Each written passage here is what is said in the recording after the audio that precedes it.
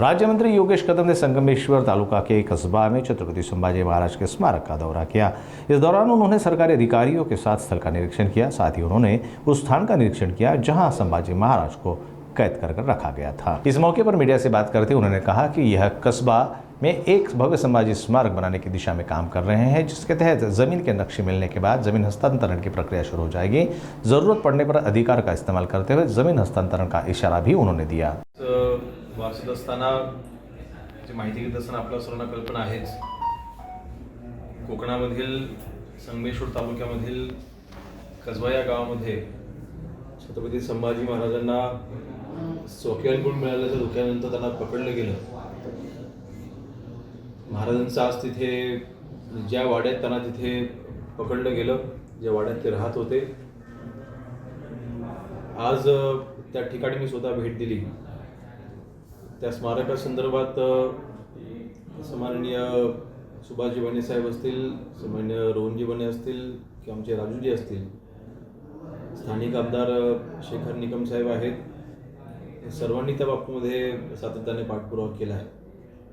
भाजपचे प्रमोदजी जठार असतील, त्यांनी देखील या बाबतीमध्ये सातत्याने पाठपुरावा केला आहे। आणि आज महसूल राज्यमंत्री म्हणून त्या संपूर्ण जागेची मी स्वतः जिल्हाधिकाऱ्यांसोबत पाहणी केली। मूळ जिथे अडचण होती, जागा जी आहे ती खाजगी मालमत्ता आहे आणि म्हणून भूसंपादनाचे तिथे प्रश्न होते किंवा जे जागा मालक आहेत त्यांच्यासोबत काही चर्चा करणं देखील आवश्यक आहे। परंतु पाहणी केल्यानंतर एक लक्षात आलं की अजूनपर्यंत त्या सदर जागेची मोजणी अजून झालेली नाही। जुने आहे ते जुने नकाशे आपण रेफर करतो की त्याचा आपण आधार घेतोय। नव्याने मोजणीचे आदेश हे मी आज भूमी अभिलेखला आणि संबंधित विभागाला मी दिलेले आहेत आणि पुढच्या 7 दिवसाच्या आतमध्ये हे सगळे नकाशे त्यांना मी माझ्याकडे सादर करायला सांगितलेले आहे। नकाशे एकदा समोर आल्याच्या नंतर नक्की शासकीय जागा किती आहे, खाजगी जागा किती आहे हे आपल्या लक्षात येईल।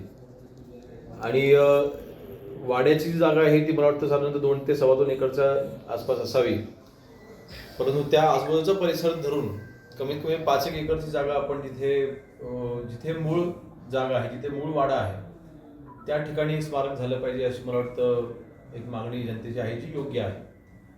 आणि त्या अनुषंगाने जर का शासनाचे विशेष अधिकार वापरून थेट शासन खरेदी देखील करू शकतं।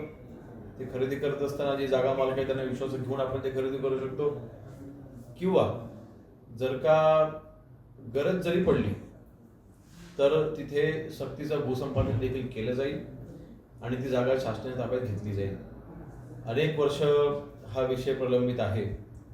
आम्हाला कुठलाही वाद करून तिथे स्मारक उभं करायचं नाही, परंतु संगनमत झालं तर योग्य आहे, संगनमत झालं तर चांगलं आहे, परंतु सगळ्या ग्रामस्थांच्या सहमतीने सगळ्यांना सोबत घेऊन स्मारक तिथे उभं राहावं यासाठी शासनाकडनं सगळ्या यंत्रणा तिथे पुरवल्या जातील।